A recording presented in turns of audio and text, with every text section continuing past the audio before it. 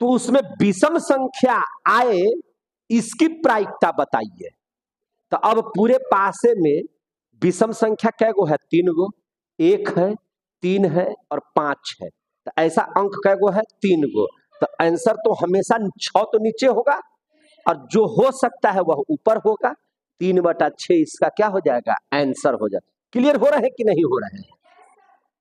बेवकूफो आदमी समझ जाए, आप तो समझदार है कि नहीं? तो अब इस बात को समझिए। अब कोई क्वेश्चन पूछ दे, समझे कि नहीं, कि इसमें जो है हम एक पासे को फेंक रहे हैं और भाज्य संख्या आने की प्रायिकता बताइए। अभाज्य नहीं, भाज्य संख्या आने की प्रायिकता। तो भाज्य संख्या किसे कहेंगे? तो भाज्य संख्या और अभाज्य संख्या समझिए। तो 2, 3, 5, 7 जिसके 2 अपवर्तक हो वह क्या हो गया? अभाज्य हो गया।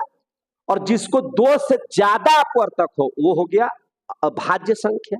तो हमने कहा कि भाज्य संख्या, तो एक भाज्य संख्या है नहीं, 2 भाज्य संख्या है नहीं, 3 भाज्य संख्या है नहीं, लेकिन 4 भाज्य संख्या है। 5 भी अभाज्य संख्या है, भाज्य संख्या नहीं है। तो 4 और 6, तो कै गो ऐसा अंक हो गया? 2। तो इसका आंसर हो जाएगा 2/6। समझ में आ रही है कि नहीं? बात समझ में आ रही है? क्लियर हो रहे हैं कि नहीं हो रहे हैं? अब कह दिया कि अभाज्य संख्या बताइए। तो अभाज्य संख्या है 2, 3, 5 यानी कि 3/6। क्लियर हो गया? तो हमको लगता है कि एक सिक्का का जो भी मैथ होगा वो आप समझ गए। आप एक लूडो के पासा का जितना प्रश्न होगा वो समझ में आ गया। अब जरा चलिए आगे। अब बहुत ध्यान से समझिए इस मैटर को। अगर 2 पासे आपके पास हैं और दोनों पासों को एक बार ऊपर में उछाला गया, तो सबसे पहले हमने क्या कहा है कि टोटल परिणाम आपको पता लगाना है। तो भैया देखिए, 2 पासा है मेरे पास, 2 गो सिक्का है। तो ऐसा हो सकता है ना कि अगर हम ऊपर में फेंके तो दोनों पर हेड हो जाए। ऐसा हो सकता है कि नहीं हो सकता है? ये हम बता रहे हैं किसके लिए? 2 सिक्कों के लिए। किसके लिए बता रहे हैं? 2 सिक्कों के लिए बता रहे हैं। समझिएगा ध्यान से। 2 सिक्कों के लिए अगर हम पासा को फेंके, यदि पासा करें सिक्का को ऊपर की ओर फेंके, तो हो सकता है कि दोनों पर हेड हो जाए, या ऐसा भी हो सकता है कि दोनों पर टेल हो जाए, या ऐसा भी हो सकता है ना कि पहिलका पर हेड हो जाए और दूसरका पर टेल आ जाए, या ऐसा हो सकता है कि पहिलका पर टेल आ जाए और दूसरका पर हेड आ जाए। इससे ज्यादा तो नहीं होगा। तो आप बताइए टोटल जो परिणाम की संख्या हुई वह कितना हो गया? 1, 2, 3, 4। कितना परिणाम की संख्या होगा? 4। यानी कि इसका जब भी आंसर बनेगा तो हर में क्या होगा? 4। हर में क्या आंसर आएगा? 4। हर में कितना आंसर आएगा? 4। क्लियर हो गया? कुछ क्वेश्चंस देख लेते हैं। अब जैसे कोई व्यक्ति पूछा कि आप 2 सिक्कों को एक बार उछाले, आप 2 सिक्कों को एक बार उछाले, दोनों पर हेड हो, प्रायिकता बताइए। तो दोनों पर हेड हो, आप देखिए तो जो आप परिणाम खोजने के दरमियान में बनाए थे, तो कितनी बार ऐसा हुआ है कि दोनों पर हेड हो जाए? तो हम देख रहे हैं कि एक बार ऐसा हुआ है कि दोनों सिक्के पर हेड हो सकता है। तो इसका आंसर क्या हो जाएगा? 1/4। लेकिन क्वेश्चन पूछा जाए कि दोनों पर टेल हो, प्रायिकता बताइए, तो ऐसा भी परिणाम कितना है? एक बार है, तो 1/4। लेकिन पूछा जाए कि 2 सिक्कों को एक बार उछाला जाता है, कम से कम एक पर टेल निश्चित तौर पर हो, प्रायिकता बताइए। तो यहां पर भी उछाले हैं तो एक बार टेल आया है, यहां भी उछाले हैं तो एक बार टेल आया है, और यहां तो दोनों पर टेल है, तो यानी कि एगो पर तो टेल है ये है। तो हम क्वेश्चन क्या पूछ रहे हैं कि कम से कम एक पर टेल हो। यहाँ दोनों पर टेल है तो एगो पर तो है ये है ना।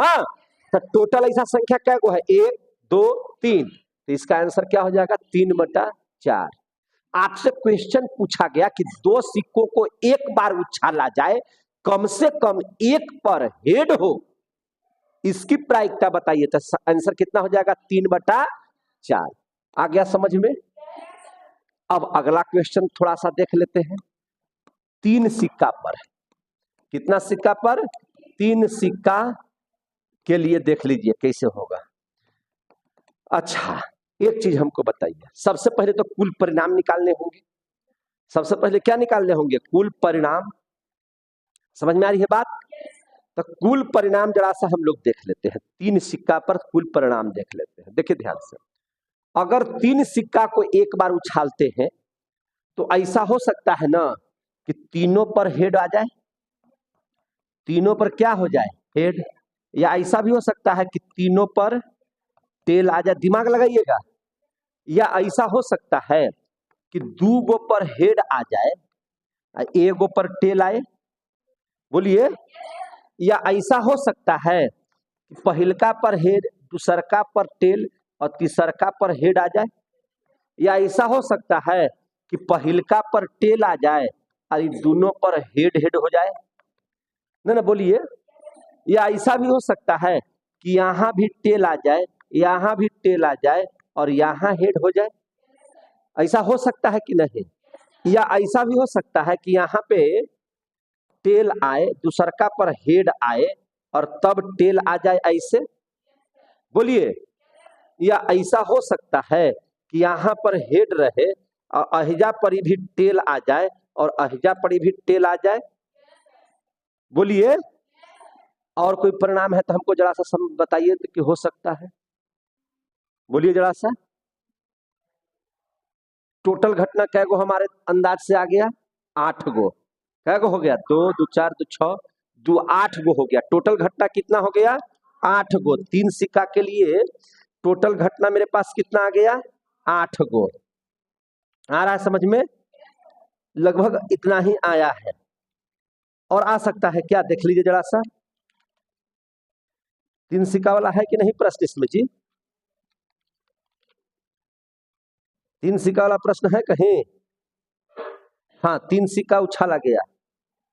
क्वेश्चन नंबर 15 में है। क्वेश्चन नंबर कहाँ है? 15 में है। कहाँ है? 15 में। हाँ, तो 8 ही परिणाम होंगे। जो हमने बताया वही होगा 8। कितना परिणाम होगा? 8। 2 2 4 2 6 2 8। क्लियर हो गया? यानी कि कुल जो संभव परिणामों की संख्या है वह टोटल कितना है? 8। यानी कि इसके प्रत्येक आंसर में क्या होगा? 8। इसके प्रत्येक के आंसर में क्या हो जाएगा? 8। अब क्वेश्चन पूछा जाए आपसे, क्वेश्चन पूछा जाता है इस तरह से कि अगर 3 सिक्कों को एक बार उछाला जाए। देखिए क्वेश्चन 15 में भी कहता है 3 सिक्कों को एक बार उछाला जाए, तीनों पर हेड हो, तीनों पर हेड हो, प्रायिकता बताइए। तो तीनों पर हेड हो। बोलिए आप लोग, जोर से ठीक बोल रहे हैं आप लोग, बोलिए। हाँ, तीनों पर हेड हो। तो एक बार आप देखिए ना कैसा, आप देखिए यहां परिणाम लिखे हुए हैं। कितना बार ऐसा है कि तीनों पर हेड है? तो एक बार यहां देखिए, पहलका में हम लिखे हैं कि तीनों पर हेड हो जाए तो 1/, हो गया आंसर। कोई भारी है, ना जोड़ देना है, ना घटाव करना है, ना गुना करना है, ना भाग करना है, सीधे खाली गिन गिन के लिख देना है। सीधे क्या करना है? गिन गिन के लिख देना है। तो 1/8। अब क्वेश्चन आ जाए कि आप क्या किए हो कि 3 सिक्कों को एक बार उछाले, 3 सिक्का को एक बार उछाले, तीनों पर टेल हो, प्रायिकता बताइए। 1/8। कितना आसानी से बता रहे, कोई बनाने की जरूरत है? अगर आपसे कोई पूछे क्वेश्चंस कि आप जब उछाल रहे हैं सिक्का को तो कम से कम 2 गो टेल हो, प्रायिकता बताइए। कम से कम 2 टेल हो, प्रायिकता बताइए। तब गिनिए कि 2 गो टेल कम से कम हो। तो यहां देखिए 1 बार, 2 बार, 3 बार, 4 बार। कितना बार? 4। तो आंसर कितना हो जाएगा? 4/। क्लियर हो गया?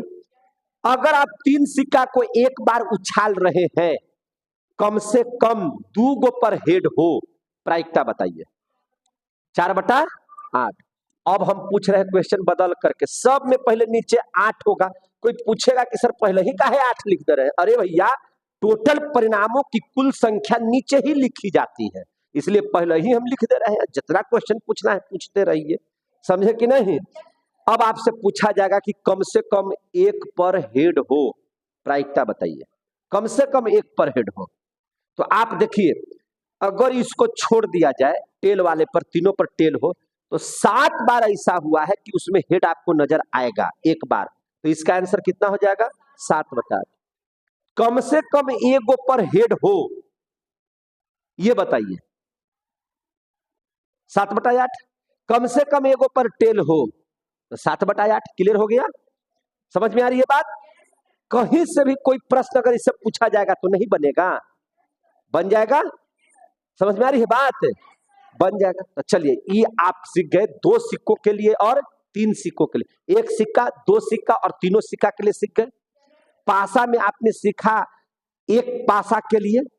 अगर हम बात करें व्यापारी, अगर आप खेले होंगे अपने जीवन में, व्यापारी है ना, अब तो आप लोग मोबाइल से गेम खेलते हैं,